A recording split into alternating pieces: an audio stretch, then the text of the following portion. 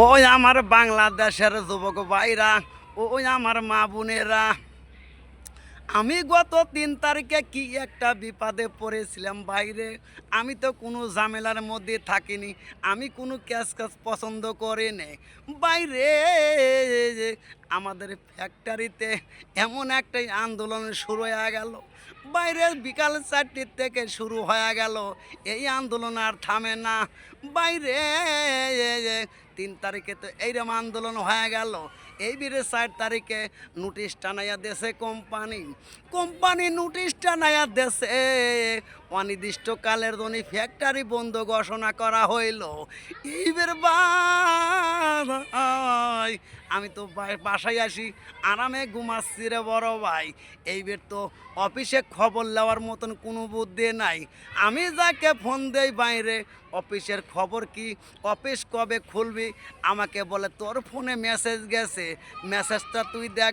বাইরে এই যে 7-8 হাজার ওয়ার্কার, প্রত্যেকটা ওয়ার্কারের মোবাইলে মেসেজ ঢুকাইছে কোম্পানি বাইরে। আমি তো কোনো জানি না লেখাপড়া, আমি কোনো পড়াশোনা জানি না। আমাকে যার কাছে ফোন দেয় সেই তো বলে তুই মেসেজ দেখ।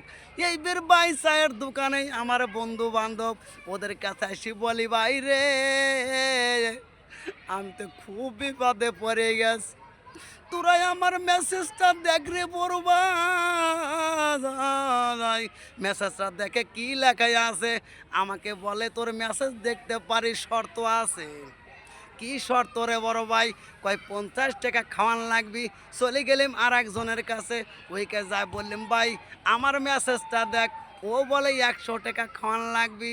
এ বন্ধু এই রকম তো শুরু করে দিলে, লাস্টে আমি যখন কোনো কুল পাই নেই বড় বাইরে, তখন তো একটা ব্যক্তি 50 টাকাকে খাওয়াইছি। চা পান বিড়ি সিগারেট আমার টেনাকে খাইছে, জম্মের খাওয়ায় খাইছে, মরার খাওয়া খাইছে, কালের গিলা গিলেছে। গিলার পর আমার মেসেজ পড়ে দেখে অনির্দিষ্টকালের জন্য 4 তারিখে ঘোষণা করা হইল ফ্যাক্টরি বন্ধ। এইটুক কথাই আমাকে শোনানোর জন্য রে ভাই আমার 50 টাকা জরিমানা লাগাইছে। এই জন্যই বড় ভাই তোমাদের বলতেছি, ও যুবক ভাই তোমরা স্কুলে যাওয়া বন্ধ দিও না। ও আমার পোলা পানরা, ও আমার মধুর সুরের ভাই সকলরা, ও আমার দাদু ভাইরা, ভুল করি জীবনে স্কুলে পড়া বাদ দিও না বাইরে।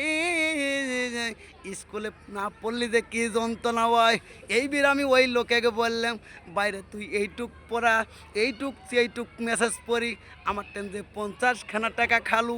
আমাকে বলে বাইরে তুই কেন স্কুলে যাসনি, তুই কেন পড়িস নি, এই হিসাবটা আগে দে। বাইরে আমি তো হিসাব দিতে পারলাম না, আমি তো স্কুলে তো পড়েছিলাম না, আমার বাবাই পরিবার দিয়েছিলে পড়েছিলাম না, আমার আম্মা পরিবার দিয়েছিলে আমি পড়েছিলাম না। বাইরে পরবর্তী গুণশিক্ষায় আইছিলে, গুণশিক্ষার মাস্টার আমাকে আটক করেছিলে, আটক করে ডাকে লেগেছিলে। আমি বলেছিলাম সারি গো আমি কোনো শিক্ষায় পড়তে পারি, শর্ত আছে। বলেছিলে কি শর্ত? শুধু আমার নামটা লেখা শেখবো, দ্বিতীয় কোনো বাপের নাম দাদার নাম মাতলকুল 14 গোষ্ঠীর নাম আমি সম্ভব লয় শিখা, আমার পক্ষে সম্ভব লয় এইগুলি শিখা। নিজের খাকে আমি পড়ার নাম শেখবো, পড়ার নাম লেখা শেখবো। বাইরে লাস্টে মাস্টার আমাকে কইছিল তুই নিজের নামটা শিখিস।